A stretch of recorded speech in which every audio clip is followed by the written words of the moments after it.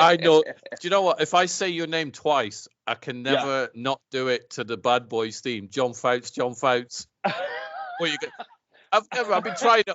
I've been trying it all day, and I'm like, it don't work. So you're now affiliated with the Bad Boys theme. So That works, there you go. man. I appreciate that. So have you seen the trailer for the movie that's coming out in June? I have, Bad and Boys 4? I wasn't impressed, and I like the No. first three. I just watched it, and I'm like, okay, Yeah. Martin Lawrence is looking old. It's Well, like, and is it just me, or at the beginning of the trailer where they're just kind of pitching it, does it not look like they put some filter to make him look even younger? yeah. I saw the first Bad Boys in theaters because I was a huge Simpson Bruckheimer fan, so it's like anything that those guys would do, I'd go watch it. And so I went to see Bad Boys. It was amazing. I'm like, Michael Bay, he's got such a career ahead of him. He's going to win Oscars, that guy. He's really, really good. And I do like Michael Bay films. And Bad Boys 2, I did not like that film the first time I saw it. I hated it. Yeah. I thought it was too long. It's stupid. You've got bodies falling out of the back of trucks. This is just gratuitous. Then I watched it again. I'm like, this film is actually, it's really, really good. And the soundtrack's great and it's fun. I just wasn't sure. I wasn't used to how much they turned the film up from the first one. Right. Because the first one was much more traditional. I don't know that they had the 360 shot. I'm sure they did somewhere in there, but not gratuitously like in Bad Boys 2. And then Bad Boys 3, they had gotten older. I think some of the magic was diminished, maybe just a wee bit, but I still enjoyed it. Michelle took me to one of those theaters where they have like the seats move, and then if there's water, then water sprays at you, or the wind goes in your face. So that was fun. I mean, it was what it was, but this one, just, I watched it. I think Michelle's more excited than I am to see it. We both watched the trailer the other night, and she is so kind. She refused to remark on the fact that I thought Marcus looked way younger, like there was a filter on his face. So and there probably is, but probably, man, the vanity, man. Yeah. I mean, you and I are letting the silvers come out because it's wisdom, man. It's wisdom. And then I need a haircut, and I noticed, I don't know if it's showing up in the picture, but man, it's like, I don't know. It's just a lot of silver, and this one is just gonna, Are we able to break the news? You are the new Wolverine. Yeah, you can. Thank you. There you go. Yeah. And you know what? You could probably put that on the internet and people would believe it because of the amount of stupid crap that people believe. The Goonies 2 is coming out next year by Sam Raimi. Oh, for the love of God. Do you know what? Goonies 2 Electric Boogaloo, right? Yeah, exactly. But there's a poster, and AI can generate all these great posters, so therefore they must be right. But people believe it, and it's really annoying. It really bugs me when people go, "Oh my God, this is going to be great." It's not even a real film. Yeah, it is. I've seen the post, or people share it. Right. Well, people believe anything these days. It's just depressing. Yeah. Really. Speaking of AI, you heard the song that John Lennon did on a cassette, and then the Beatles did it. I can't remember the name of it off the top of my head, but anyway. I didn't know that Peter Jackson's company created the AI software that separated all that stuff out. So one of the editors that I work with at my day job sends me this link and calls me and says, "Dude, you've got to check this out. There's a website. I'll send it to you via Twitter, and you can drop a song in. I mean, now it's expensive if you want to download the multi-tracks, but you can take a single track and say, I want just the bass ripped off of it, and it will be on a separate layer. And AI makes it, I mean, like, it's damn near perfect. It is astounding what we can do that we couldn't do. Even, I think it was maybe longer than that. It's probably 15 to 20 years ago. There was this little device that if you were a guitarist and you wanted to learn how to play a specific song, you would plug this in somewhere in line with your stereo, and it would cut the vocals out or cut whatever out. And but it was close, man. It was just in the mix, right? It was just EQ'd out, and it sounded muddy. It wasn't clear. But this is just craziness he let me sample this thing where it was a voiceover, not mine, but it was a voiceover over some music, and they split it, and it was 100% believable. I mean, man, I was impressed. So It's quite scary though, isn't it, where it's headed? And yeah, not quite talking Cybernet, but or Cyberdyne or whatever, but right, Skynet even. Get both right, of them. But I'm not a fan of AI. yeah. Well, Um, it's getting to the point where, I read an article the other day where this group is programming their AI to, oh my gosh, I can't remember the exact, like the way they termed it. But in other words, they're trying to make nice AI. So it's the anti-Skynet. It's a AI who loves human beings. So, but I wow. mean, Yeah. that's almost like, if by magic I make this lion love me, then once that magic runs out, the lion will eat me. So Yeah. I think AI is destined for the same thing, which is kind of funny that you've got the Matrix in the background there. Well, The Matrix, within the past few days, turned 25 years old. Really? Yep. Wow. Man, that movie was so groundbreaking. I still remember going to see it in the theater, and as I was leaving, I bumped into a friend of mine, and I mean, like, I don't think I've ever been quote flabbergasted like that before, and I don't know that I've ever used that term to describe how I felt after a movie, but I was so stunned that I couldn't even answer my friend. I was just like, "It's awesome," but I can't talk about it now. I'm Yep. still processing it. Versus when we saw Jurassic Park in the movie theater, I'd read the book probably a dozen times by then, and I felt like the movie was still awesome, but Mhm. we were missing some key things. And I didn't like Hammond being, like a very pleasant Colonel Sanders kind of guy. I liked him being a dick, and Who would you which have cast if you're casting Hammond back oh, then? I thought the actor was fine, but in the book, Hammond was just a jackass. I mean, it was just like, hey, but your grandkids are out there. I don't give a crap. I need my park in operation, Is So the Hammond in the book more like the guy in the second one? You like the grandson or the stepson or whatever in the Lost World, where he's like, I don't give a crap. Oh, my shares need to go yep, up. I've got to keep these that's board it. members. Right. Okay. 100%. And then well, I don't want to give it away because that is one of my favorite books.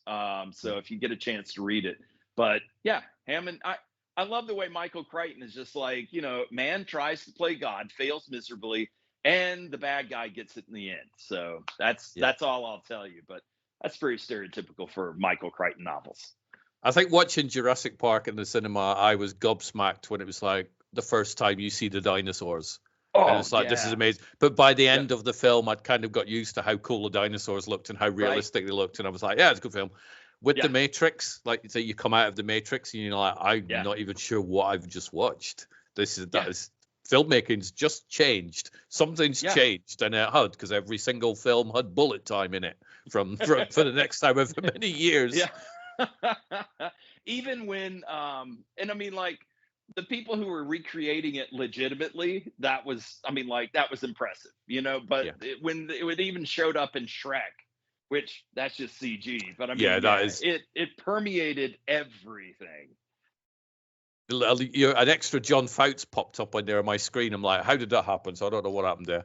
But I'm trying to clone myself because is I'm that what working it too is? hard. So You're trying to yeah, do what man. Agent Smith successfully did in The Yeah, Matrix.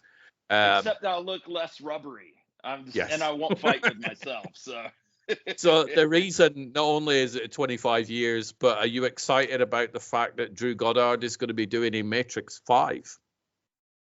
I And that is true. That's not some bullshit rumor. That seems really, to be genuine. He's going to be directing a new yeah. Matrix. When he's come up with a good idea, we don't know Oh what it yeah, okay. is.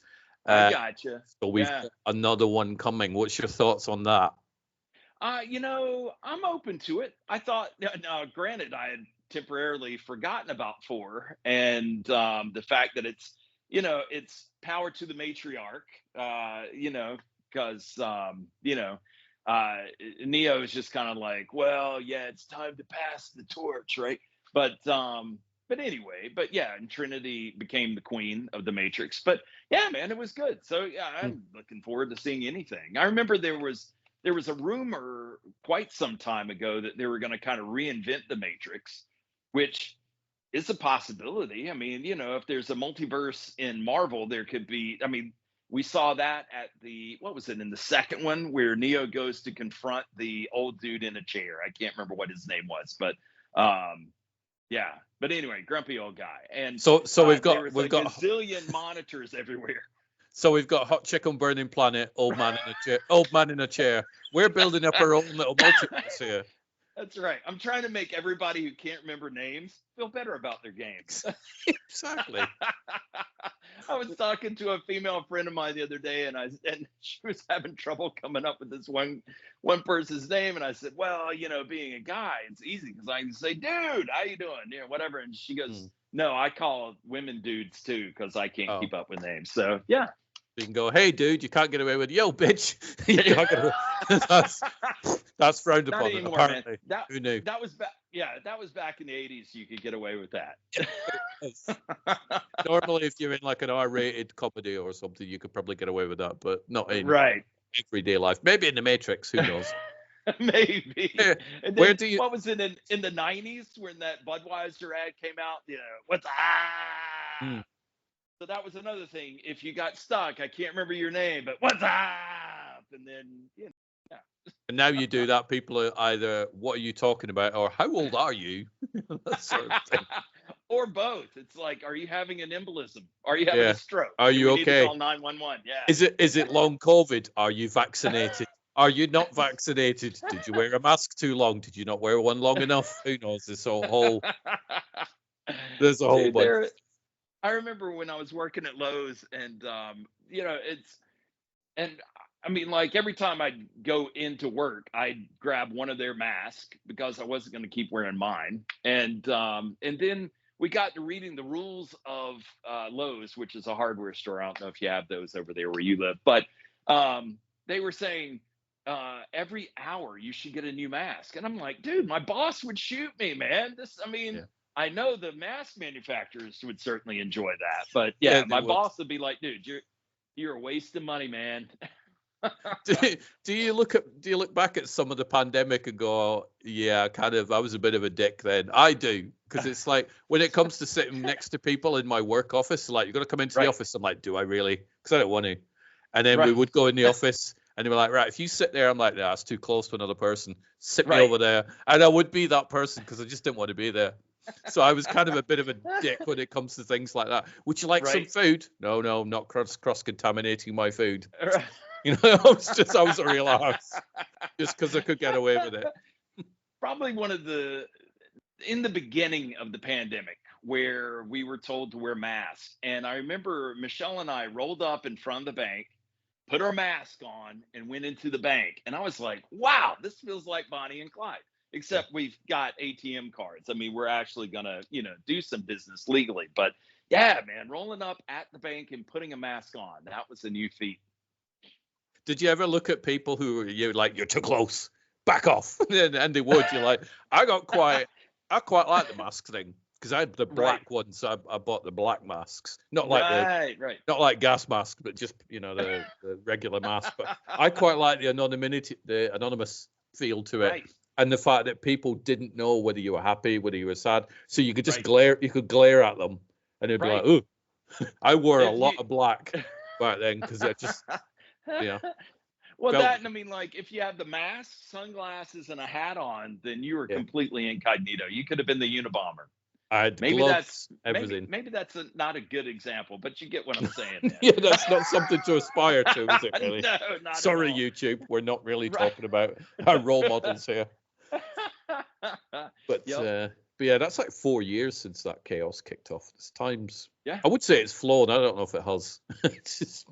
Dude, I think with anything, when you compress society to one side, once that glue comes off or the duct tape or whatever, boom, it goes over to the other side. And along the way, there's this big it just, So now we're kind of the opposite way. And I don't know that we'll ever rebound, man. It's, I kind of see the same thing with US presidents. I think in the beginning, when like George Washington didn't want to be president, he got talked into it. This is my, loose understanding of history, because I've forgotten what I learned back in high school because I was too busy passing notes to this hot chick that was in the class.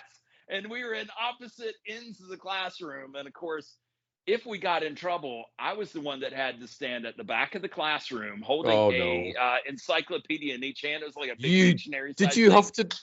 Did that happen to you? Oh, numerous times. Still wow. worth it. But how long? How long? She was cute, and she didn't have to pay the price, man. But 12 minutes, 15 minutes, somewhere in there. Yeah, man. That's where you got the arms from. It's like that's the shoulders, years, man. Yeah. Years of encyclopedia holding. Yep. Well, that, and I mean, with me and my friends all being kind of like in the gym and stuff, when the teacher would call us out and we'd get in trouble, we're like, yeah, how long you want it, right? No, I'd be like, nah, man, I'm good. I'm not going to pass any more notes in class. Nowadays, kids would be like, what's an encyclopedia? What's a book? They just have to hold like a telephone or something out. I can do this all day. Library, right? Exactly. I have the whole world, and I'm just going to watch funny cat videos. Right. So I sent you a video that you can watch later, but I have already watched it. Oh, was that was kind of funny? Yep. Well, that, and then YouTube, back when I originally posted it, it flagged that song. I don't even remember the name of the band, but anyway, it went well with all the slapping that was in that scene. But man, I forgot how many of the what was it? Be the Character acting classes that I put on. And it was like a day-long thing where I would teach the students in the morning and do their headshot. And then we'd go out for lunch, and then we would go on location and we would shoot a short film. But some of that stuff is funny, and some of it still doesn't suck. I mean, and it was an opportunity for me to get paid to experiment. So, adding the muzzle flash in, we shot this one short film, like all the exteriors were at a different place, looked more industrial. And then I asked my parents if we could use their church, and they were like, oh yeah. So anyway, man, we had SWAT teams coming through, and then I wanted to try this idea that I had, because my ex-wife made the worst cornbread muffin things, right? They were very dry. And so I was thinking, if we throw that at, like if someone is starting to go around the corner, we hear the gunshot, and then instead of having a squib blow the wall apart, it's like a kind of a muffin that's very dry. And it worked. And then all we had to do was vacuum it up, man. No damage at all that anyone can see. So yeah.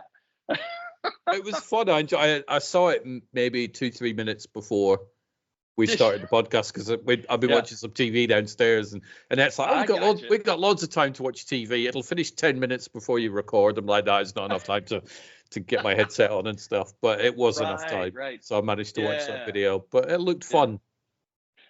Dude, and just being free to create. And I guess I've always been the type of creator where I just wanted to play and have fun. So I've got some friends that are absolutely handicapped with the pressure of, it must be great, I must outdo Spielberg. No, you don't, man. Shoot a short film. So that would be my encouragement for everyone who watches your you still call us a podcast? Is it a vlogcast? It's both. It still goes out in the audio. I just put it on YouTube as well, in the hope that people can say hi to us and stuff. Stuart, King of London show. But yeah, man, everybody should just go have fun, man. Shoot stuff with whatever your device is. If you can shoot in high def or 4K or 6K, none of that matters, man. Just go learn, go have fun, and then cut this thing together and see what you did wrong and what you did right and what you can build upon. And this one guy who I've mentored him over the years. But anyway, I sent him a whole bunch of those short films that I did with the Sony Handycam, man. Some of it looks trashy, but it allowed me to play. But anyway, he was joking around saying, dude, you've inspired me, because there were certain aspects of certain shorts that he was like, wow, man, I like the way you did this. I like how you covered that action. I like, and it didn't. I mean, it's just a window into my brain. So yeah. But people should have fun. I don't think people don't have as much fun nowadays. I don't think they always just seem to be miserable about stuff, and it's like I don't get it. We're only here for a bunch of years. Do fun stuff. I think it's fear of hate, because there are a lot of haters out there, and you post something and you're like, "Hey, look at this Darth Vader mask. Well, that looks like ass." Well, no, it doesn't, man. I see all the work that went into this Darth Vader mask, which is completely inaccurate, but yet still I recognize it as Darth Vader. You go back and you go, show me your Darth Vader mask, and they'll be like, I'm not a mask maker, and clearly neither are you. Right. You're like, really? It's just like, God's sake. Yep. And it's like that with movie Twitter and movie Facebook and stuff. It's just like, I've seen a still image. That film's going to suck. You're like, how do you know? Within the past week, I watched Escape Plan 2 and Escape Plan 3. So I've now seen all the Escape Plan films. They were okay. Was that Stallone or Schwarzenegger, or both of them in there? The first one was both. Yeah. The second one was a little bit of Stallone, but he was hardly in it. And then the third one, Stallone was in it quite a lot. Batista was in the third one. And people said, the third one's really crap. It was fine. It was okay. It's not in my top list of films, but it was entertaining for an hour and a half. Get a grip. Yep. And it's probably more entertaining than some of the stuff that is brand new that people are lauding highly. And it's dude, we've been watching so many like older movies and TV shows and stuff, which we'll go over in a minute. But I did want to give a shout out to my amazing wife, because on Wednesday we will have been married for 10 years. And so very excited about that. And I'm staying too busy for us to take off for a week, so that'll happen later. And but anyway, we are taking the day off and just having some fun, which is awesome. But Now, do the congratulations go to Michelle for putting up with you for 10 years? 100%. Do they go to you for putting up with her for 10 years? Do they go to evenly shared to the pair of you for putting up with each other for 10 years? Man, maybe 15% for me, but all the rest is Michelle. It's you know what it's like to be an artist and a creative. And so, man, we so I appreciate anybody who will contend with me and have me monthly on their podcast, no less. So a shout out to Michelle for her patience and tolerance of putting up with you. Dude, not just that, but encouraging me to collect all this stuff. And I mean, there was somebody who I haven't seen in 20 years, and he came over. He happened to be in the United States. Normally he is not. And he was just kind of blown away with everything. He was like, man, how do you get away with this? My wife won't let me put up one piece of artwork. And I'm like, well, maybe you should reassess your situation, because everybody needs their space. Michelle has her space, which is the Red Room, which was also known as the Christmas Room. And this is my domain, man. I have fun. So. And that just leaves me to she doesn't even listen to the podcast anymore. She said, I'll listen to them when you've died. I'm like, that's quiet. So she's got a whole bunch. If I get hit by a bus, she's just going to be like, unsubscribe. Just get rid. So so she just leaves me to do what I do, as long as the washing up and stuff. It's fine. She's ironically, I mean, like, Michelle has, I don't think, ever listened to any podcast that I've been on. I don't even think she listened to the ones that she and I used to do. Okay. Well, she doesn't need to. She was there. So, there is that, I suppose. Well, but periodically. I mean, I'll rewatch. I try to rewatch at least part of, like, each of these episodes when they get on YouTube and like them. And there was one time I liked it and it wouldn't register. I've had that. YouTube's weird with their shaving of the numbers, and they're a very odd, shady, matrixy type company, I think. So, I just tend to put the videos up there, and it's like, you know what? I've renamed a whole bunch of hours today because I was watching a video and it was going through all the keys to success. Let me follow all these and I'll be a millionaire by Tuesday. And some of them were like, don't have a title that's this long. I never thought of that. So, like, some of the titles have now been, like, shortened a lot. So I've been playing around with bits and pieces. But Yeah. But sometimes the long ironic titles, I'll read those and I'm like going, damn, that is funny. Mm. And then but then there's sometimes where it is just like an international calling number plus the alphabet, and yeah, that is kind of Apparently, dumb. it's because if people are using a mobile phone, Right. it doesn't show the full title. So Oh, they may see something like John and Stuart talk about and they don't see what it is. Where if I put like The Matrix 25 ? They'll go, oh, I'll click right. that. People are weird. They have no investigative skills anymore, do they? Right. But I mean, sometimes I'm amused by that. I remember one time, and I'm making this up, but I mean, there were some things that just entertain me because it's cut off right at the right point. It's kind of like Jake and John assume about the Matrix movie, but it's cut off. Jake and John ass. Yeah. Well, why's that got 15,000 downloads in an hour? What's going on? Yep. There was, we've had some interesting followers on Twitter in particular. And there was one time where I was out taking the dogs out. It was morning, and we have a treehouse back in the backyard for the grandkids and stuff. But anyway, this board looked just unique, man, and the sun was hitting it right. So I took a picture and I titled it "Morning Wood." Well, I had a lot of people. Checking that out, and two people in particular said we're disappointed at what the subject actually was. And I'm like, sometimes I'm just naive, rarely, but sometimes. So. That's why I'm going to call this episode Britney Naked. I like that. Yeah. It's bizarre. So what have you been watching? I'm really into the watching older films thing as well, because I'm kind of there's not a lot of new ones out at the minute that I want to watch. Oh my goodness, man. I know you'd watched Roadhouse, which wasn't an old one, but it was new and it was awesome, man. It was. And it's kind of funny. Conor McGregor, which his walk is fine. Conor, I never mean to insult you, brother.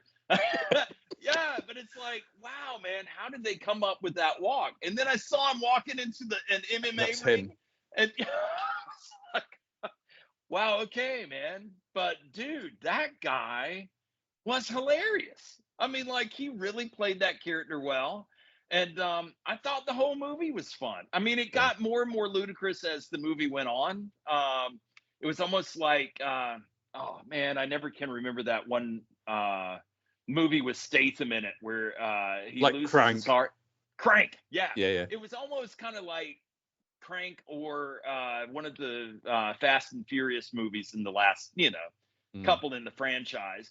But it was good, man. I mean, like, and then did you stay? I'm sure you did. Did you watch through the credits?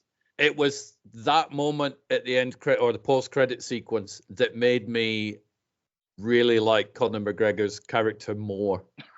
Because we watched the film and then he comes into it about an hour into it. And by then I've settled into the film. I like Gyllenhaal anyway. I was laughing at some of this, some of the craziness going on.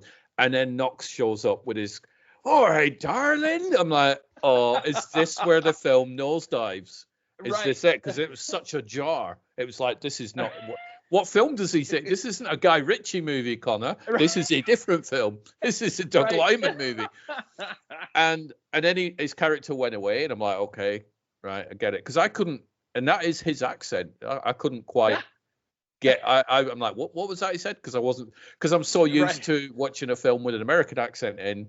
Whenever you drop a different country accent in, you're like, whoa, that's a shift. So I was struggling on that a little bit.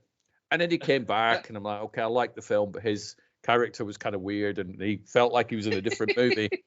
But then they have the post-credit scene when he walks out of the hospital with the walk, and I'm like, now I get it. He's the guy from Mad Max Thunderdome that just wouldn't die. He's the Iron Bar who gets hit by a train. He's like, I'm carrying on. So I'm like, now I get it. And then later that night, I watched the film again because Annette got home, and I'm like, we've got to watch Roadhouse. We've got to watch this, mate. And I got it straight from the beginning. And I'm like, okay, I like Knox. But a lot of people have been really snarky towards him. Not to his face, obviously, because they're chickens. But it's like, it's his first movie. For the love of God, will you just cut somebody some slack? Dude, it was fun, and I think because he was in it, the fight scenes, while over the top, I mean, somebody would have been knocked straight out onto the floor, some of those punches and stuff. But I think he added a certain genuine quality to all the fight scenes, which, man, I mean, like, I've seen the whole movie once, the last half of the movie a second time because Michelle fell asleep the first time. Not that she wasn't interested, she was just tired. And but I am in awe of those fight scenes, and I can't find any behind the scenes footage at all. I mean, like, when do you know how they shot them? I do. Was it kind of like Guy Ritchie doing the Sherlock Holmes, where some of it was real speed, some of it was slow? No, it was what I think they call it multipass. So if which I wasn't familiar with, I read it and I'm like, okay, that looks way more complicated than just try not to hit me in the face and we'll make it look good. Where you're there, I'm here, with blah, blah, blah, and then you're not there, and then there's some pads where you are, and I hit the pads full belt, and then I move out the way, and then there's pads where I am, and then you punch me, and then they put them all together. I'm like, that sounds way complicated, and so that's how they did a lot of the fight scenes. But people are mad at that. Why did you just let them fight? Because people get hurt, man. Because Gyllenhaal would not have lasted long. No. He may have been in good shape, but I mean, like, he knew. I mean, like, have you seen, it's not Sports Illustrated. There was some interview where Gyllenhaal and McGregor sat down side by side, and they were just talking about making the movie and how much fun they had and stuff. But yeah, man, I mean, like, if there's a video out there where McGregor hits one of those bags that shows you with how much force, and man, it's like 250, 275. I mean, it is incredible. I would not want my face anywhere near that punch. No. I hope he's in more movies, Conor McGregor, because from what I've read, he's not going to be getting an Oscar next year for that role. That's probably a given. But he had so much fun making that film, and it's like the film Twitter and film Facebook are like, screw you, don't ever act again. You ruined a classic. Classic, really? Come on, give me a break. I like the original Roadhouse. It ain't a classic. It's just a fun film. Just, it's not Schindler's List or The English Patient. It's crazy beat 'em up. Yeah, and it didn't have any of those 80s tropes that the original Roadhouse did. And I love the fact that they made fun of the Roadhouse name and then the boat. I mean, like, that's some funny stuff. Not to mention the girl, his boss in there, is just, I don't know, man. She just brings so much to whatever character, a lot of perkiness. I couldn't see her being a serious character, but then again, I mean, Bill Murray pulled it off, so maybe I'm wrong. But no, she's just cute, man. She's got a lot of pizzazz. So. Did you notice the shop next to the bookshop was called the Double Deuce? No. From the first one? Yep. Yep. So, yeah. It's just a bunch of good stuff, man. So going back to the fight scenes, there's one scene where I think Gyllenhaal comes up and puts McGregor in a headlock, picks him up, and the camera's like right here, and then the camera goes over as they go backwards over a table. That's the kind of stuff I want to know. I mean, like, how did somebody not get hurt?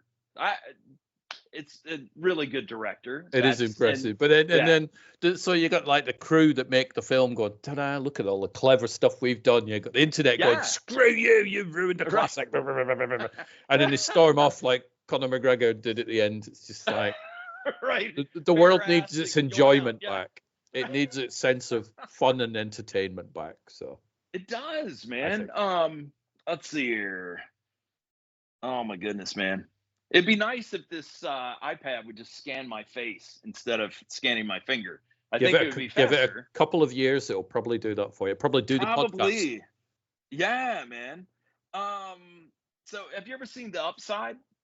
No. There's an original which is French. This one has Kevin Hart and oh my gosh, man, the guy who was Breaking Bad. I think Bryan Cranston. Bryan Cranston, yeah. And really good. We had a friend visiting with us, and they wanted to see a movie, so we decided to put that on. And she had never seen it. Really, really good, man. You should check it Hmm. out.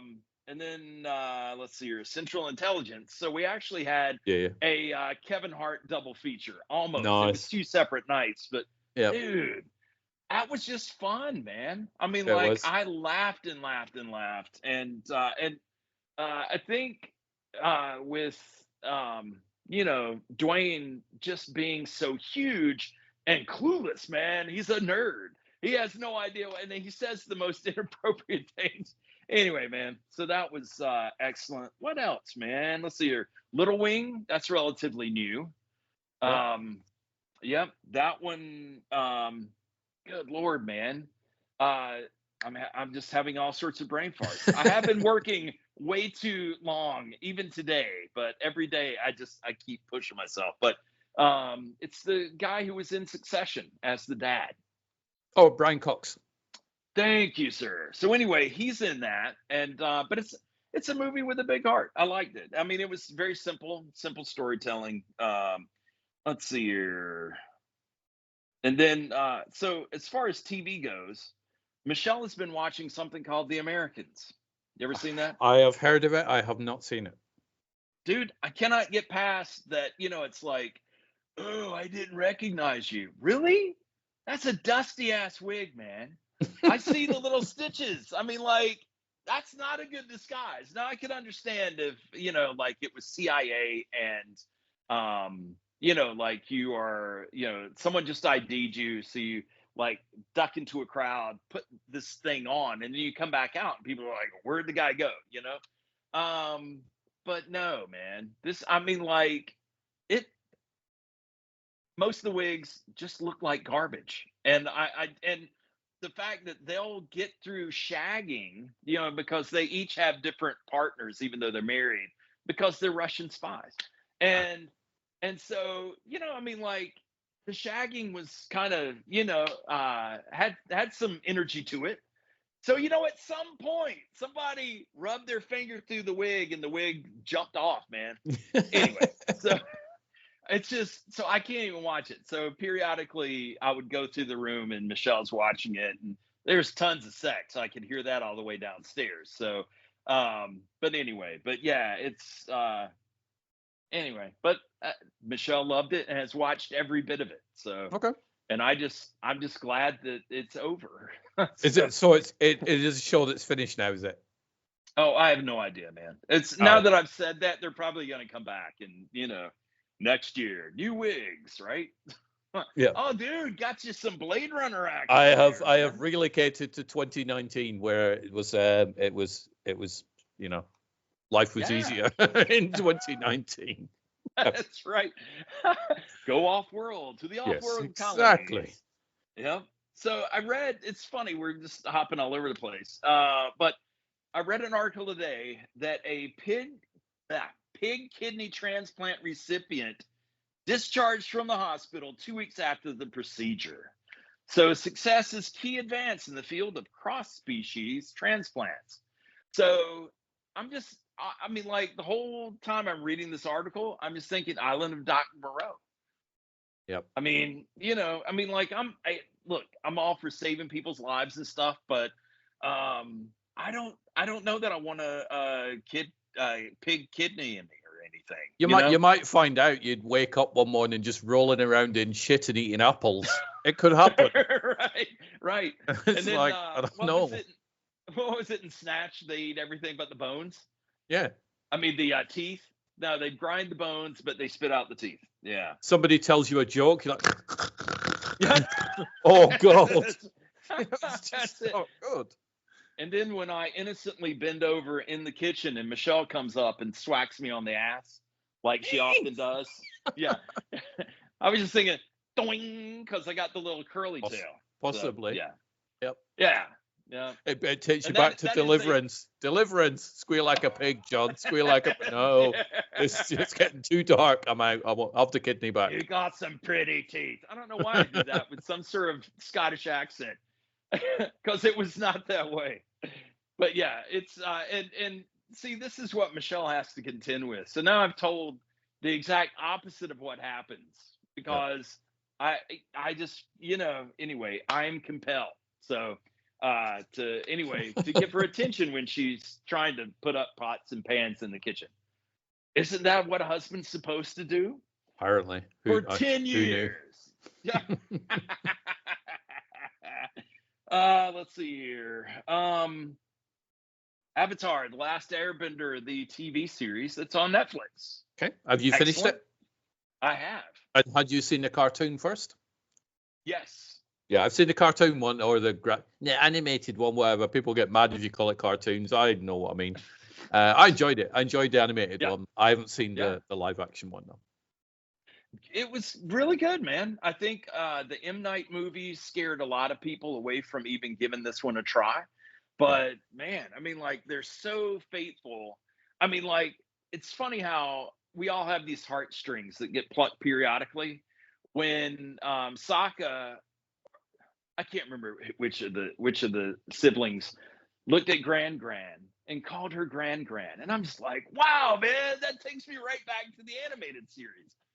So yeah, but so you would recommend.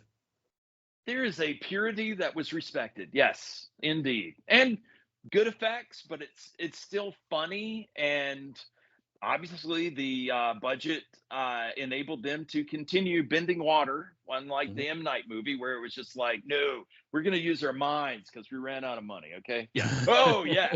They found out who I was. They found out I was directing it and cut off the budget supply.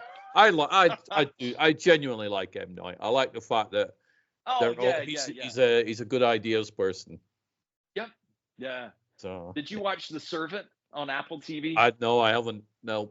Dude, well worth it. 3 seasons. It's and it's easy to binge, man. I often think as we're waiting on that next one to drop, if I had just waited 8 weeks or 6 weeks or whatever, we could just binge it in a day. But I get excited. I'm like, it's back on.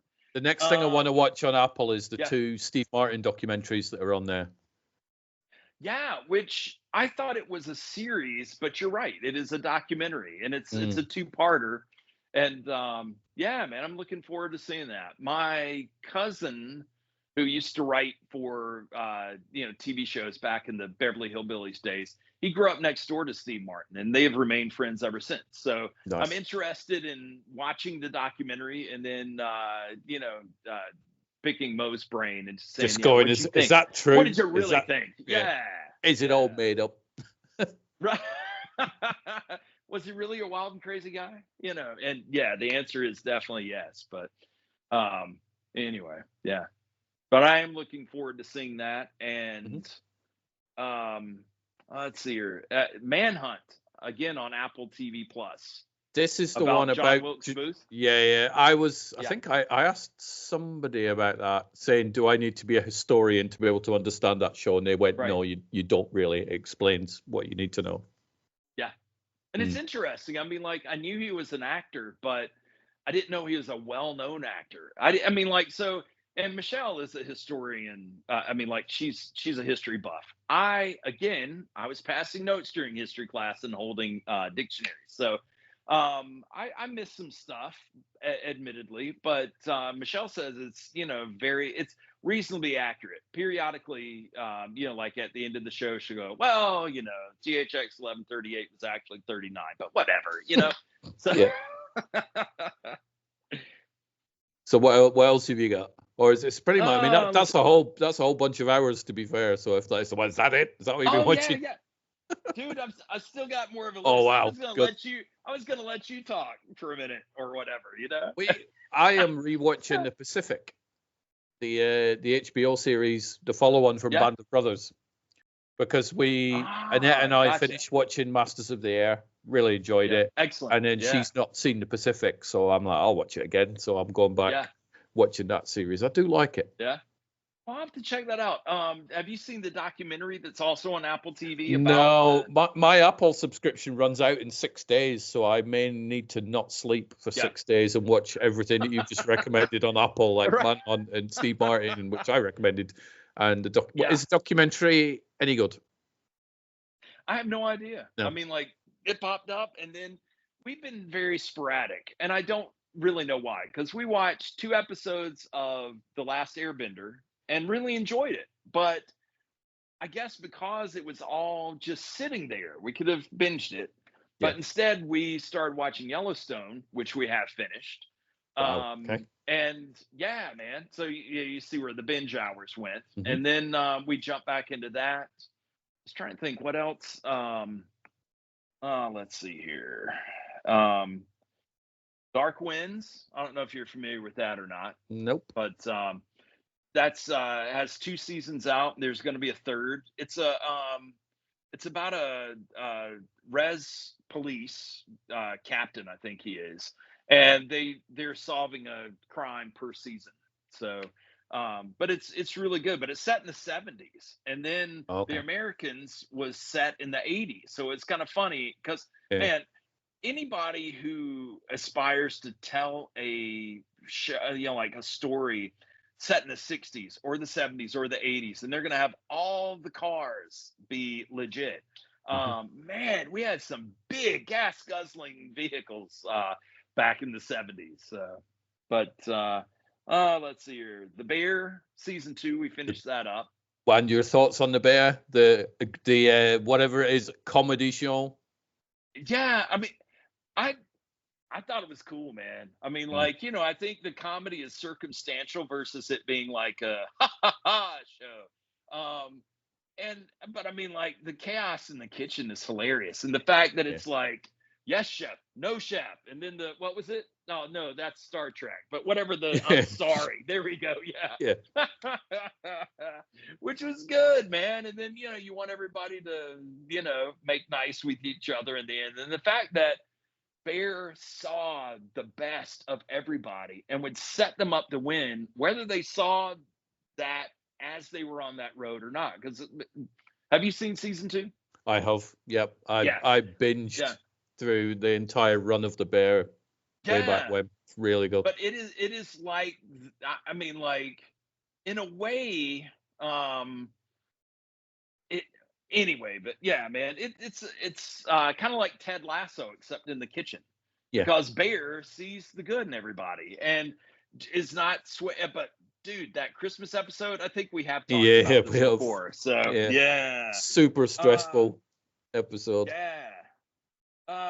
The Ones Who Lived, I mean, like, we're multiple episodes behind on that. And I mean, like, I'm fine with that. But that's finished now. So, season 1, if it is in fact coming back, 6 episodes. I haven't seen any of them yet. I'm going to obtain them from nefarious sources, seeing as they've still not aired in the UK, like none of the spin-offs. So I will obtain those episodes and watch them. I mean, it's yet another story from that world. But I like Daryl the best. So. Let's see here. The Continental. Have you checked that out yet? Yeah, I enjoyed that. Yeah, I really liked it. I don't even think I finished the first episode. And oh no. Yeah. Oh no. And I'm looking forward to it, but I've been working so diligently that it's like, as I'm eating breakfast, I'm watching what I can, right? And then I'm through with breakfast. I've got to get to work because there's contract work and then there's studio work, and the contract work is for another studio, and then there's voiceover and there's other stuff, and man, so anyway, I'm very limited on time, but yet I try to fit that in there. Let's see here. You remember Dark Angel? I do. I really like Dark Angel. That was one of those shows I mentioned when we did our sci-fi TV show episode. Dark Angel was in there. I like that show. Yep.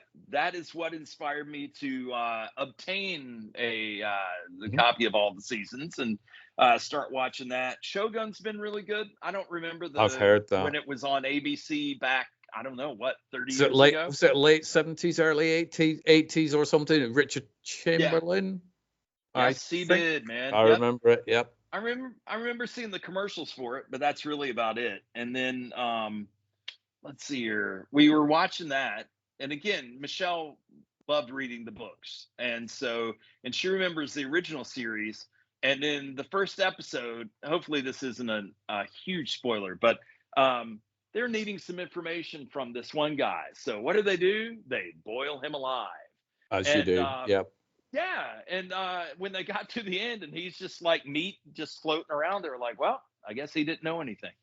So I believe that's what Jake Allman does to people that dare criticize The Wire. I mean, that's what I read on Facebook, so therefore it must be true, because everything on Facebook's true. That's right. Well, there's even that picture of him setting the, like putting the pot. He picked up this, 5,000-gallon pot and put it down onto the fire, which he had built by hand. All just, sequence photos. Somehow somebody was in the middle of the woods capturing all this monstrosity. So, amazing. Yep. I guess that's about it, man. I'm looking at my list, and I think that's about it. I've watched. What have I watched? Let's have a look. I've watched Escape Plan. I've seen Roadhouse twice. I rewatched The Book of Eli, Denzel Washington post-apocalyptic movie. Man. Great film. Gary Oldman as well is in that. So I enjoyed that.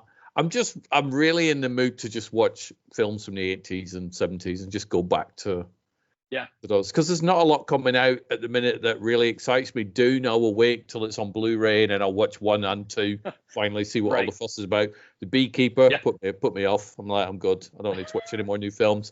Godzilla X Kong.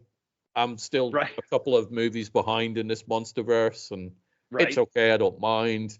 Yeah. But it's just, I've hit one of those phases where I'm like, I'm kind of bored with movies. Yeah, don't bother with them.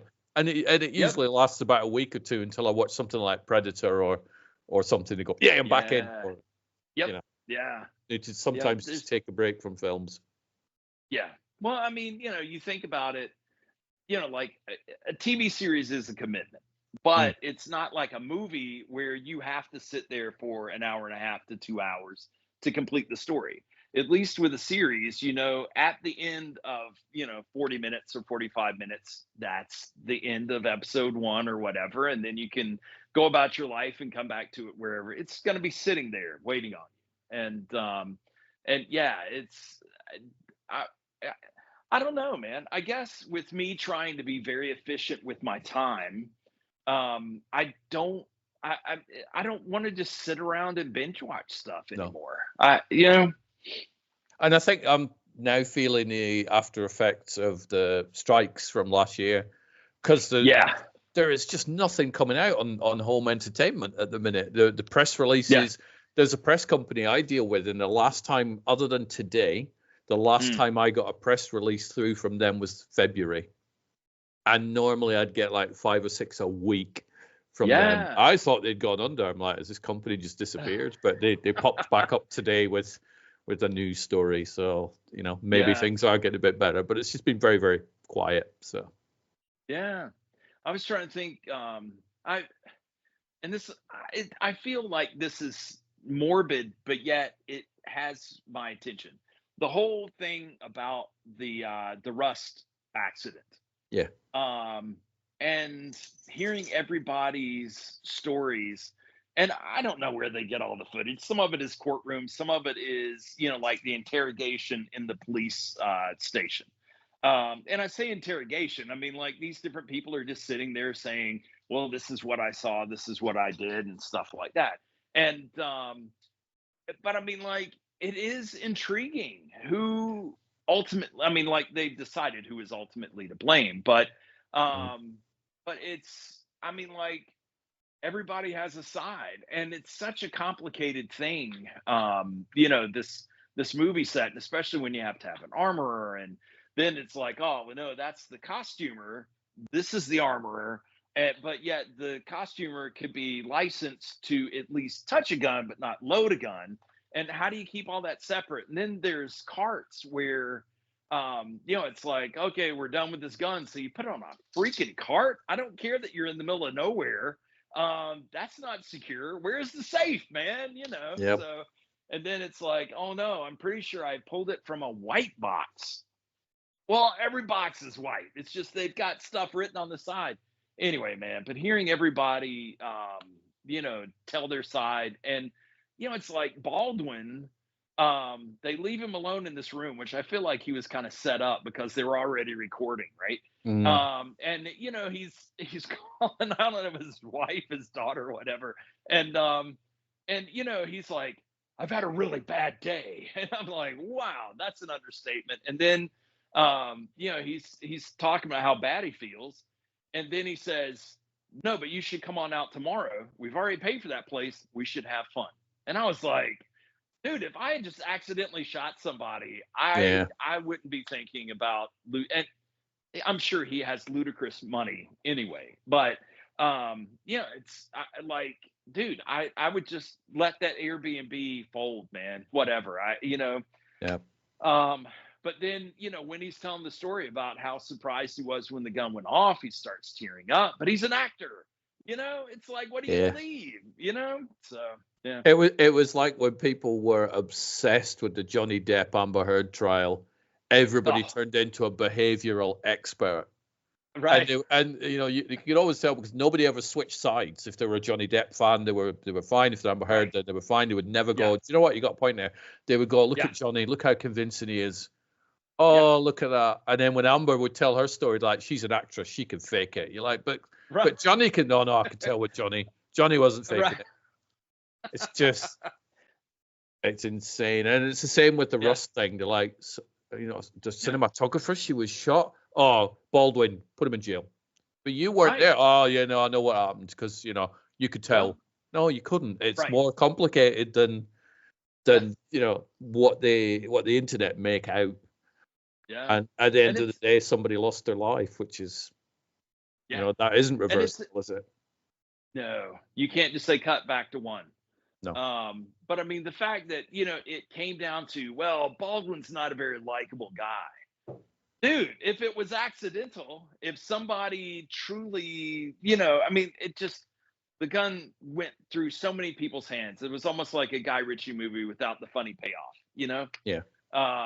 And yeah, but it's interesting. But I mean, it's easy to have that, just Baldwin should go to prison or whatever, that it's an easy write-off until you start hearing all the details, and then man, it's far more complicated. So But the court case was a thing with regards to Alec Baldwin, and then it went away, and they were like, no, there's no court case, and then it came back.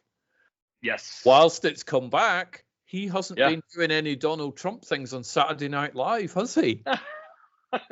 That's my theory about why the court case came back. I think let's keep him off in the run up to the election because we don't want him doing his Trumpy thing. So maybe, but they've got somebody else doing Trump and somebody else playing Biden. So but he really did play a good Trump. That is for sure, man. But yeah, I think one of the things that was most sincere when he was sitting in that chair, thinking that he was not being recorded, and he was telling his wife, I just want to quit this industry. I don't want to do this anymore. And I mean, I felt for him on that because, dude, it's tough enough getting the cast and crew and everybody, everything budgeted and going. And then when you have something like this happen, man, I agree, man. It's a mess. What's his head? The Jensen Ackles. Anyway, yeah, that guy. Jensen. He was saying, yeah, there you go, man. I forgot. You guys are on the first name basis. And but they were anyway. He was like during his interview. He was saying that his wife won't talk to him about it because that could have been him. And so when you think about how dangerous it was, I mean, we growing up, man, we watched Evel Knievel do stupid stunts, but we were like, yeah, okay, I'm going to jump over the Grand Canyon. Okay, we'll be there at 8:00 on ABC where it's nice and safe. And but I mean, he chose. He was accountable, and for what he did. And it's anyway, but this was totally different, man. It's crazy. I'm sorry, I'm getting distracted. Where do you feel about the film coming out? Because I think, because they are going to finish it. I don't, you just know what the reception of that film is going to be when it comes out, because even the most fun film comes out, gets savaged by the internet. Oh, This one where someone, I mean, this isn't the first film where someone has died whilst making it. I think one of the Deadpool movies, a stunt person was killed, and the second Rambo film, there was a stunt person killed, and so it's, you know, Brandon Lee and the Crow and stuff like that, and whatnot. I was going to bring that up because, you know, you think about the original Crow, and Brandon Lee was shot, and then people were aghast. I can't believe you're going to put that movie out. Well, in a way that honored Brandon's memory because it was an awesome performance. And so do we want Rust put out to honor the cinematographer?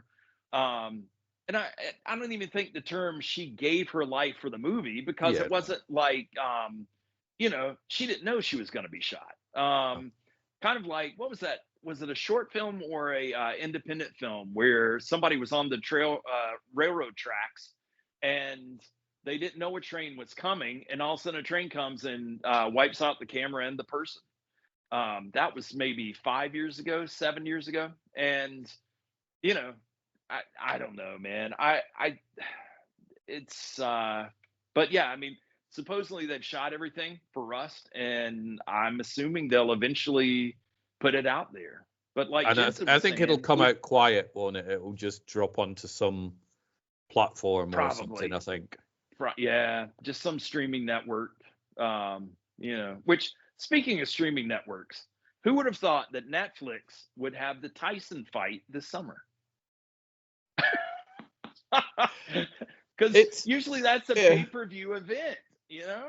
It's a weird one. You got to wonder what's going through Jake Paul's head. I mean, obviously, when the fight happens, we know it's going to be Mike Tyson's fist. Oh, my God. Well, actually, because Jake's apparently allowed to wear headgear and Mike Tyson isn't, which is what I heard today. And I'm like, that ain't fair. You're gonna get in the ring with somebody. It's got to be even.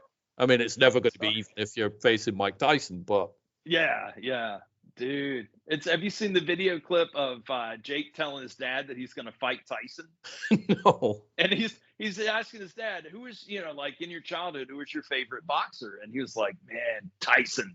And he said, well, I'm going to be fighting Tyson in the ring in June or whatever on Netflix. And his dad was like, no, you're going to, man, you better be, I can't watch that. Anyway, it was just funny, man. And I could imagine there was a friend of my son's whose brother was a cage fighter, and his mom hated it. The guy was really good, but you never know what elbow is just going to put you out, period. You know, that scenario where Gyllenhaal had, you know, killed his friend in the ring in Roadhouse. I mean, that's always a possibility. What's your thing? What's your prediction of the outcome of the Jake Tyson fight?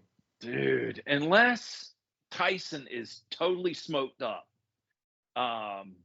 which he has a podcast called Hot Boxing with, wow, okay. with Tyson. If you haven't seen it, man, it's pretty good. I've enjoyed that. And but man, Tyson is still a beast, man. And he's like the Terminator. He's another one, man.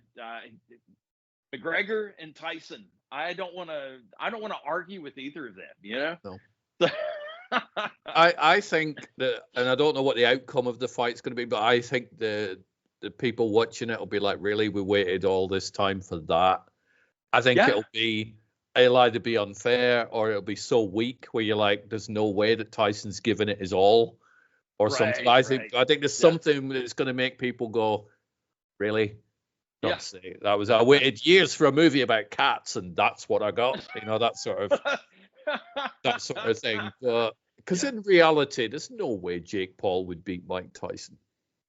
No, no. Dude, you remember back in Tyson's heyday, and I don't know exactly where that would be, but I mean, like, you know, back when they would pay $15,000 to $20,000 for ringside seats, and you would see all the big names, Jack Nicholson and stuff, and the bell would ring, Tyson would come out, bam, and that was it. The fight is over. Yep. And I mean, like, I think everybody was surprised over and over and over. And when he fought Holyfield, which I think he had been knocked out prior to that, and then but I can't remember the dude's name. But then when he, was trying to take the belt from Holyfield and bit Holyfield's ear off or Yeah, part he of did. it. And yeah, man, I mean, at that point we were like, man, this is just getting sad, right? Because he had already been accused of girlfriend abuse or whatever by that lady who eventually, I think she eventually said, oh no, I just wanted money or whatever, and so anyway, man, but yeah, I can't imagine it's not going to be Tyson, because again, he is still just a massive beast. But going back to his hot boxing show, he and Holyfield are friends, close friends, in fact. And Tyson always admired Holyfield because Holyfield is older. Tyson's my age, and so anyway, but I mean, like, that was a very interesting interview where Tyson's just going, man, I love this guy. And I'm not going to do a Tyson impression on your podcast because YouTube would probably go, okay, you said COVID, now you're making fun of Tyson. So. You're gone. Yep. And you've got guns on your wall. You're done. You're out of here. Oh, that's right, man. Yep. That and then I noticed. cinematic. Yep. Exactly. Jake, Yep. come on, man. Yeah. Do some more, Jake. Seriously. Yeah, man. He needs to come back over, and we're not going to be fancy this time. We'll record something and have something in the end. Yep. Don't edit it. Just put it out. Oh, definitely. And not holding up a phone that's going to cause this really weird hum and that renders our entire podcast unusable. It's like, because a lot of the podcasts that I listen to, they just don't record anymore. Obviously, Waxing Cinematic puts one out every few years, so that's quite nice. But right. There's so many shows that I used to listen to that just, they're gone. Right. They're just, they're not a thing anymore, and it's quite sad. And trying to find a new podcast is not easy, because I don't know whether you listen to a lot or not, but you put them on and you go, oh, this looks like an interesting topic. And then you hear the voices of the hosts and you're like, no, I can't listen to them. They're either too playing to the audience, hey, that sort of craziness, which I don't like. I like just having a conversation and doing it that way. But they spend the whole episode going, hey, we've got a Patreon, give us money because it's really expensive doing a podcast. No, it isn't. It doesn't cost anything. No, it's cheap. It's really cheap. Yep. And it's funny, like John Bernthal has his Real Ones podcast. And there are certain things that if you are a Patreon supporter, you can get. You get episodes early and stuff like that. But there are a bunch of other ones. Katie Sackhoff has one. And I watched one episode and it was fine. But then, it's like she maybe did 3 or 4 and then she was just gone for like 6 months. And then she comes back and says, this is going to be different. We're not going to do video. I need more money. And then we'll, I agree with you, man. I spent money on a Zoom. I spent money on some gear. But other than that, our Waxing Cinematic podcast cost us nothing. Same. And periodically we get a little something, phone holder for our car. Swag. So I'll spend money on headsets. Every few years I'll get a headset. I bought one recently and it's not as good as the old one, so I've kind of gone back to the old one. I've got a better webcam. A couple of lights here because Neil told me off. He's like, you're all blurred. I'm like, but the webcam's autofocus for the love of God. Like, oh, what it's probably doing. So I had to change all the backdrops and so, but it's small amounts. It's not like, oh no, nobody's given us money since last week. We need more money, or we'll have to close our doors. It's like, just keep talking. Really, man? Are you gonna move out of your basement? What? So I've started listening to Audible, which I got a thing dropped through the door going, hey, do you want 3 months of Audible for 99 pence? I'm like, I love some of that. So I'm currently listening to, it's called Hits, Flops, and something else. And it's by the filmmaker Edward Zwick, who did The Last Samurai, Glory, Seed. Oh, wow, man. And it's him narrating it. I can't listen to one where somebody else is reading it. It's got to be the person that's wrote it. And that's quite interesting.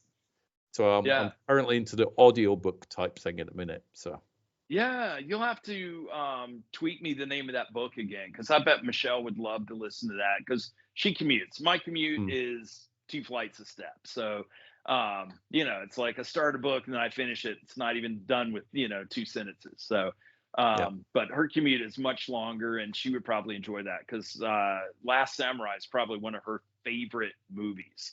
She can watch that anytime. So, yeah, I was thinking you were joking around about how long you have to wait for another Waxing Cinematic episode. And I was thinking, you know what? That means you're waiting on two things.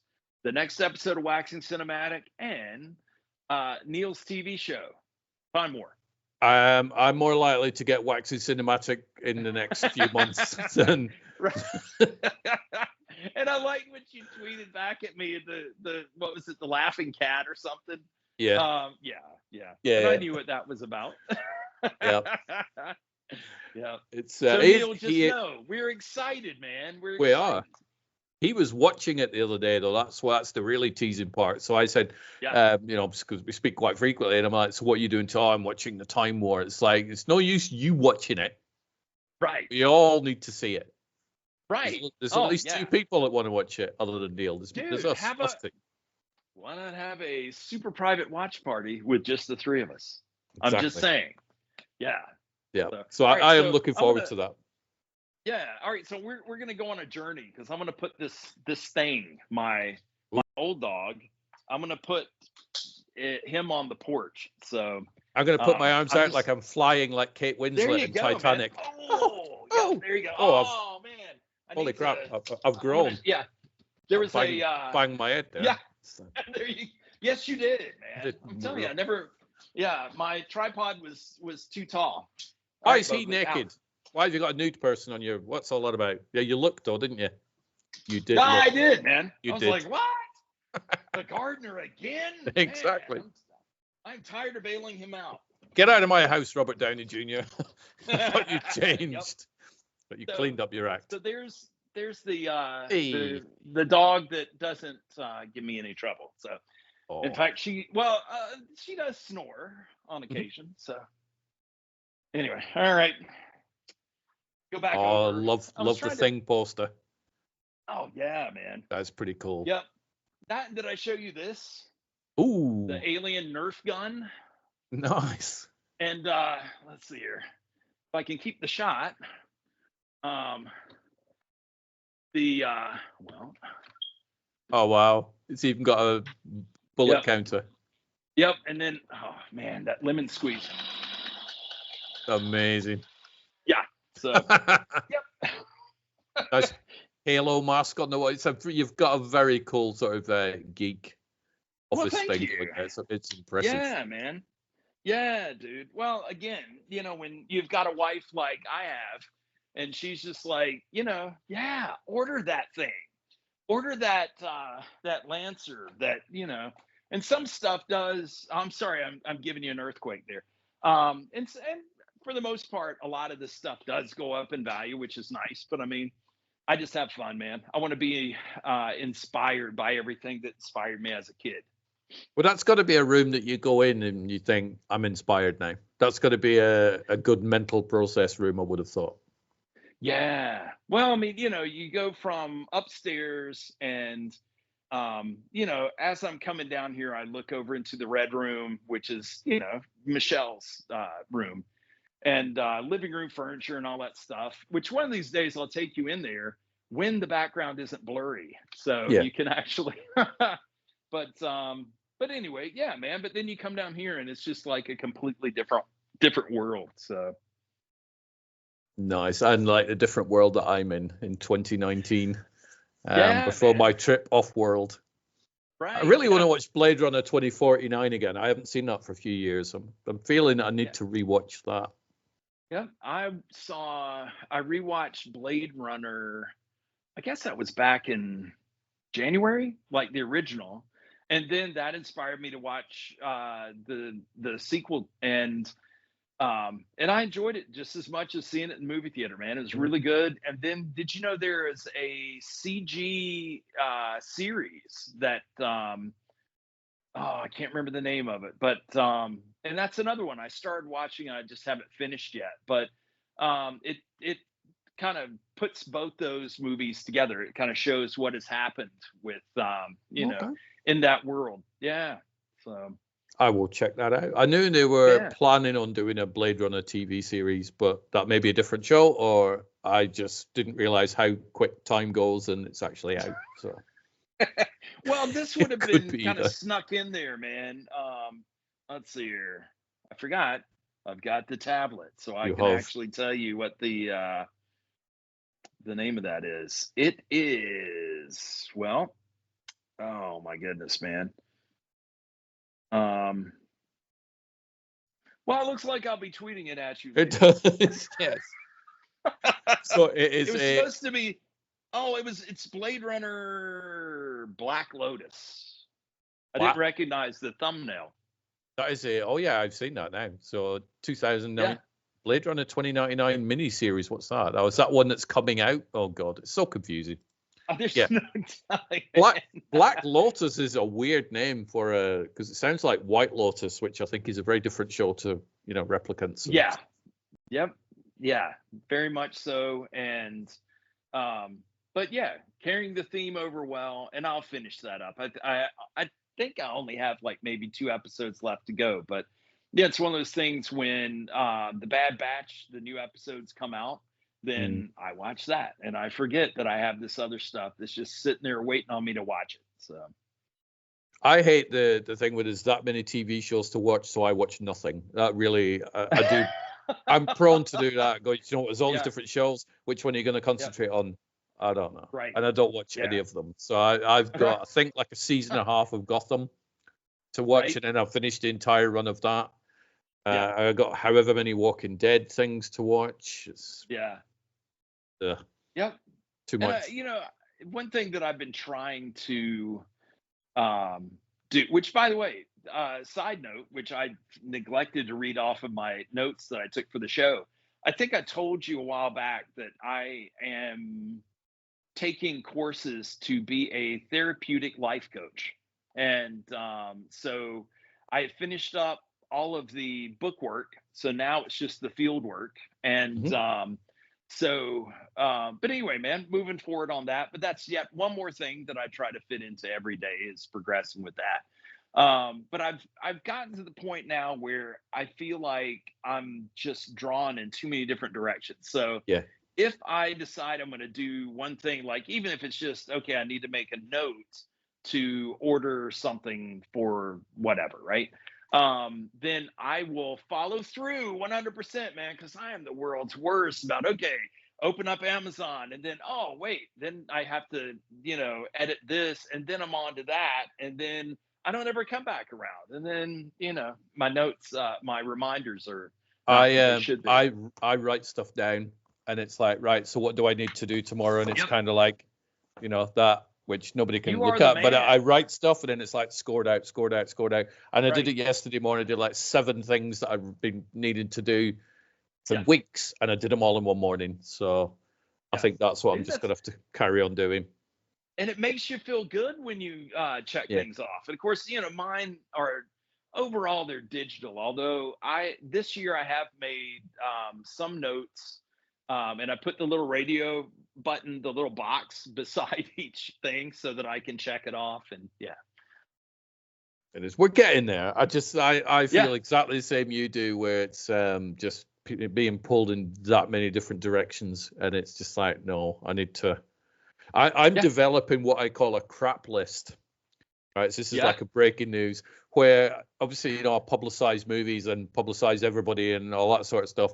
I'm mentally developing a list of people that go on the crap list where it's like you've never said thank you. You've never, I'll retweet your stuff constantly, but you never retweet mine. It's like you are going on my mental crap list. So far, it's about 5 people on it. Right. And it frees up a lot of time. Yeah. And there's one of those at the minute who's doing that, and they've been doing something. I've been just helping them out, doing loads of stuff, and have they even said thank you? No, they haven't. And it's like, okay, you got 24 hours, and then you're on the crap list, and then when they come knocking at the door, go, can you help with this? Oh, too busy. It makes me feel better. It makes me feel like I'm not being taken advantage of. So. I agree with you, man. I think it was Steve Harvey one time said that you should at least annually, and this is the poor man's paraphrase, you should at least annually go through all the people who have called you, not everybody that's in your your contacts list, because most of those people never call anyway. But anyone who calls you with either bad news or they need money or they need you to, like manual labor, if that's all they do, and especially if they don't reciprocate, you should delete them and block them. And so, yeah, man, you're well on your way. Because, yeah, he was saying that's the way to succeed in life. And man, do what you want to do is cut all those people off. Yeah, I think it's different if you're doing something for a job, but I don't do this for a job. I do it because it's like, I'll help people out. So it's like, there was me and Fraser, who I podcast with. We came up with these sets of rules for 2024. There was, don't engage with trolls. It's not worth it. Forget it. Now and again, we'll nearly slip, but we're doing pretty good at that. Those that just don't reciprocate for a length of time. So it's not a case of, John, I retweeted you 5 minutes ago and you haven't retweeted mine from 3 minutes ago, therefore you're blocked. No, it's not that sort of silliness, but it's like, it's been 2 years since you retweeted something of mine. So I'm not doing you any favors. It's kind of like that. And you've got to free up your time and your sanity. Oh, yeah. There was was it TweetDeck or something that I used to use where it would access all of my Twitter information, probably way more invasive than I ever, imagined. But it would go through and say, okay, well, whoever followed you, and then you followed them back, and then they, they unfollowed you. And so I had it set up so anybody who did me that way, I would unfollow them. It was 100% tit for tat. But that's gone now. You can't. It doesn't work anymore, does it? Right. No, it does not, man. So I manually do it. I'll go through, which is not easy with 17.9 thousand followers. Right. It's a lengthy process. So sometimes I'll go through and I'm like, well, I knew that they used to follow, or now they don't. Gone, and I just get rid of them. Yeah. So other than, I do try to go to my IMDb profile every morning just to click on it so that one click is registered, probably one per month. But I will go from, 750,000, drop down to like 130,000, because the lower the number, the better. And then it'll jump back up, and it varies. But I used to pay so much attention to that and my Twitter numbers. And now I used to, like, weekly, I would tweet my IMDb and say every click matters or some nonsense like that. And I would watch it, the number come down, and then it would go back up. And that, and then some of my friends who don't pay for IMDb Pro, which I'm not saying it's worth it at all. But because they didn't pay for it, then they were up in the millions, and I know they were getting more views than me, but yet, so I think there's a little payoff there somewhere, a little incentivization, if that's a word. I used to really care about Twitter follow the numbers. I need to keep it. No, I can't unfollow them because and now I'm like, what? I've got 17,000 plus. I don't give a shit. Get out of my timeline. But I'm more brutal with the Facebook clearing up. So if I see somebody, I don't mind people disagreeing with me. It's fine. But if they are blatantly absolute morons, it's like, I don't want you on my timeline. Bang, get rid. It's just. Just clean them out. There was anyway, I don't know how many details, because I don't know who all listens to your podcast, but nobody. It's just us two. This is like 18 degrees. It's just us. It's private. It's fine. That's right, man. Anyway, so I texted Michelle this morning. I said, have I ever told you how much stupid people irritate me? And she responded, yes, about 1,000 plus times. We can all make mistakes, but when it is through gross negligence that servers fail and mass quantities of data which you need for broadcasts are gone, and no one seems to care. I'm just like, anyway, so it's that kind of stuff, man, that, social media doesn't really bother me one way or another now, but somebody doing something heinously stupid, and I don't want to take it any stronger because No. my comments would be completely not politically correct at all. So. And obviously, this entire conversation is hypothetical, of course. It is. It's all 100%, made up. Yeah. But yeah, I get very annoyed. Grogu does approve, man. Grogu does approve. Yeah. I have here we go. I have a Mandalorian that does approve with pens in his. Oh, nice, man. Yep. And Dude, that and is also, one shiny. Yeah. You got that one. Oh. Dude, maybe I should do the next podcast like this. Hello, Terminator 2 is amazing. You should. It's only lightweight plastic, but it's pretty detailed. But it's the whole head. Disappearing, that's the whole head. Yeah. Dude, I like that, man. I need to get one of those because I mean, like I have. Let's see here. I have that. You've got one. You've got a cool one. Yeah, but that's life size, man. I want one small that can sit on my desk. Yeah. And if I get one that's made of rubber, then I could actually, like if Jake and I have an argument about the wire, then I could throw that at him. Yeah. Yeah, I mean that would probably hurt him, but it wouldn't kill him. So that's not too bad. I also have, which this weighs. This is very heavy. This is from Egypt itself. Wow, man. So I thought I was being good at haggling. Yeah. I paid probably about $300 for that. I'm sure I got ripped off. Don't look for that on Amazon or Etsy. Not at all. It's just it's a lump of painted rock. And I was very impressed because he started off about 600 and I'm like, I ain't paying that. And I got it for 250. I was very happy. And then over the years, I'm like, maybe I got scammed. But I don't care. It's 22 years old, that thing, and it's still pretty solid. Man. So. Well, I was going to say, man, it looks like new. So obviously well worth the investment. Yeah. Exactly. Video game-wise, you playing any games? I'm not. I've got a PlayStation 5 and a VR 2. There's just like nothing that interests me. I just, Dude, I do Beat Saber, and periodically they'll come out with a new album or collection or whatever. And so, I mean, like the Rolling Stones, who else, man? A whole bunch of them. But then I can't remember the latest collection that they have on there. But anyway, man, I mean, like it's fun. There's different backgrounds, and you've got two lightsabers, and you're whacking boxes depending on which way the arrow goes.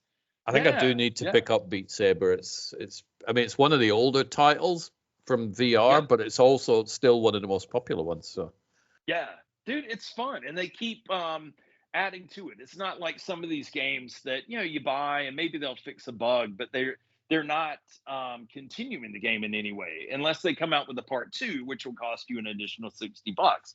So I mean, like it's fun music, man.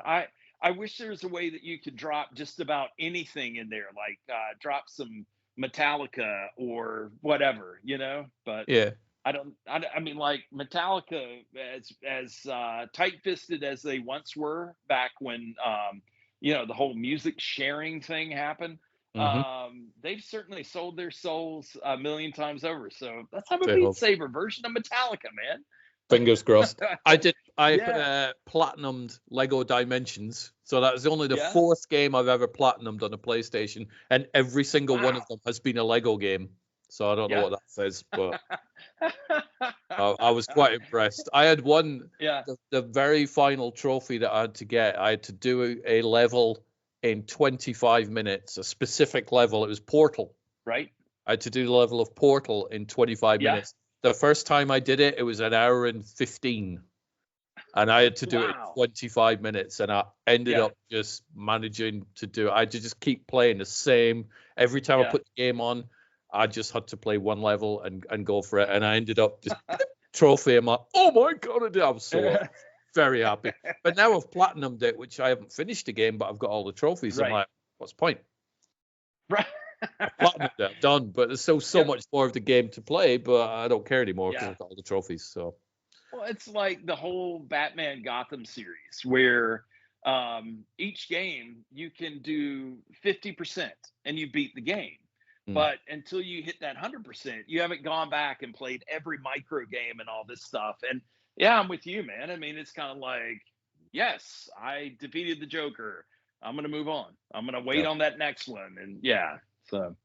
The Batman But games were good. Oh yeah. Well, but like after playing the latest one, I bought the original again so that I could play it on the Xbox One, which is as far as I've taken my Xbox to. And so, but I mean, like, dude, it's clunky, man. Back when it first came out, and I was like, this is amazing. I am Batman. But now it's like, it's like when they make fun of was it Skyrim? I can't remember. What's the game where, I used to fight until I took an arrow in the knee? I don't know. Possibly Skyrim. I guess I don't know, man. But yeah, so Michelle and I will play Monopoly on the Xbox, and we will play Risk on the Xbox. So Nice. and then I mean, so really the PlayStation just sits there with two of Doctor Who's sonic screwdriver things and Mal's gun from Firefly, and that's it. I'm referencing it. And I should just show you. Should right? just show it would be Sorry, easier, man. wouldn't it? Oh, nice Punisher. There you go. Nice. Yep. There you go. Yeah. Fantastic. And yeah, the Punisher. Yeah. And we toured are you excited about John Bernthal coming back? Because there was a still that leaked of him. People are like, "Oh my God, never mind Daredevil. We want it. We want the Punisher." Yeah. Well, and as much trash as they talked about Iron Fist, that version of Iron Fist is coming back. And then Luke Cage, good Lord, man. I can't remember. Was it Michael something? But anyway, the guy who plays Luke Cage, dude, that was just like pulling him out of the comics. Kind of like Henry Cavill as Superman. It was just like, bam, there you go. No pads needed. So Jessica Jones is coming back. So, I mean, all of the characters that we invested our time in on Netflix are making the transition to Disney, which is cool. But I mean, yeah, Daredevil Born Again looks like it'll be amazing. And yeah, I saw those clips too, man. It's, seeing Bernthal in there and then, but I mean, we won't see it until 2025, which is to me ludicrous, man. Yeah. I kind of wish they'd stop telling you what's coming in like a year and a half. Yeah. It's just annoying. I'd rather they go, look what's on next week. You're like, wow, that's coming on next week. It's amazing. Yeah. And I mean, maybe let us know, okay, production wrapped. But no, my sister does, her job is selling furniture. And so she goes to the big furniture shows, like one down in Atlanta. And there was one year she sent me pictures of the Avengers shooting a scene, and she was walking by. She was on some like high walkway, and she noticed Robert Downey Jr. and Captain America. And she didn't know who Ant-Man was. But anyway, she's like taking pictures, and she's like, wow, who are these guys? This is kind of cool. So yeah. And then she felt guilty. She was like, have I broken a rule? Was I not supposed to take pictures? Nah, man. Everybody else has already posted it. So yeah. It's not like she was the only one doing it, I would have thought. 100%. Except they had better cameras. They zoomed in. It was much clearer. Yeah. So what's your plans for the rest of the day? You've got more day ahead of you than I have. So. I mean, like first things, Michelle will get home and we will have dinner. And then there's one project she's helping me with, so we'll probably work on that a little bit and then go to bed. I mean, it is a Thursday night, so we'll be a little more, because we try to go to bed early because she has to get up at 4:20 every morning to commute to work. So we try to get to bed early. Oh, it is painful, and it's like sometimes I'll stay up a little longer, but then once her alarm goes off, I wake up, man. It's, unless I'm just really, really tired, then I can't go back to sleep. And then I'm back to work at 6. But I mean, I have so many things going on, but so probably some relaxation, some not, and then just getting ready for the weekend. But last night we declared it date night, and she and I went out to a steakhouse. So tonight will probably be something much simpler that we can just cook on the stove. So what about you, man? Not a lot. I'm going to find something to watch on TV, something that's remotely interesting. Don't know what it is, because it all sucks. It's all boring me. No, I'll find something. And then just go to sleep and probably listen to a chapter of the Edswick book and see what's going on with that. But it's interesting. It's nice to hear Listening to audiobooks at night, though, is not good because podcasts I usually listen to before I go to sleep and they're fine. Yeah. But Edward Zwick has got a wonderful, soothing voice. And the first couple of chapters, I'm like, oh, Edward, what's he talking about now? Let's rewind it back again. So I have to sort of listen to it whilst I'm sat up and then go, right, I'm done now. Now I can go to sleep. But he's got one of them voice tones that you just like, I'm out. It's good, but it's an interesting book. Yeah, I'd look forward to passing that off to Michelle. It's there's a friend that comes and stays with us relatively frequently, and she and I've known each other for, I guess, 25 years. And so there was one project that I was doing voiceover wise that I thought was a good deal. I mean, as far as like a lot of money, but it was, you know, like an hour worth of recorded audio. And when everything has to be verbatim to the script, even in a 30-second, I mean, I'd much rather have a directed session so someone can say, oh, you forgot to say this word. Oh, that's not the way you pronounce, you know, whatever. But anyway, it was like 2:30. I was ready for bed, man. I was tired. So anyway, our guest room is right behind the Punisher poster. So anyway, this is such a long story. I apologize. But anyway, so I'm editing this stuff. I've been swearing in the booth because I would mess up a line. So I'm swearing in the recording. I'm getting frustrated and swearing out here. And I told the guest the next morning, I said, I'm sorry, I probably kept you up all night. No, you have a very soothing voice. I couldn't tell what you were saying, but it's very soothing. So anyway, I was like, good. Okay. Thank you. Soothing F-bombs. Yeah. Wow, dude, man, it was man. It was kind of like Kick-Ass the movie, man. There was a lot of the alphabet used. So, but you got it done, and the gig was a success. Oh my gosh, man, yeah. So, but yeah, now it's all shorter stuff, which I prefer. And if the shorter stuff pays more, that's even better, man. Yeah. You know, so yeah. It is. Yep. But I will send the details of the books over to you via Twitter, so you've got them. Man. Are you both iPhone users or? Yeah. Oh, good to know. She has a Microsoft laptop. I am completely Apple all the way across the board, from my sound booth to my edit suite, my laptop, the phone, the tablet. And yeah, man. That way everything talks to each other. It's just easier for me. But yeah, man. Cool. Yeah. Good. But you enjoy your day, John. Congratulations on the 10-year anniversary for Wednesday to the pair of you. Thanks, man. And I will chat to you soon. All right, sounds good, man. I look forward to seeing this post, and I will promote it. Otherwise, I'll be like, I'm blocking John. I've known him 10 years, but he didn't retweet the show. He didn't retweet the conversation that he had. Terrible. But no, that's fine. Yeah, man. All right. You take care. You too, man.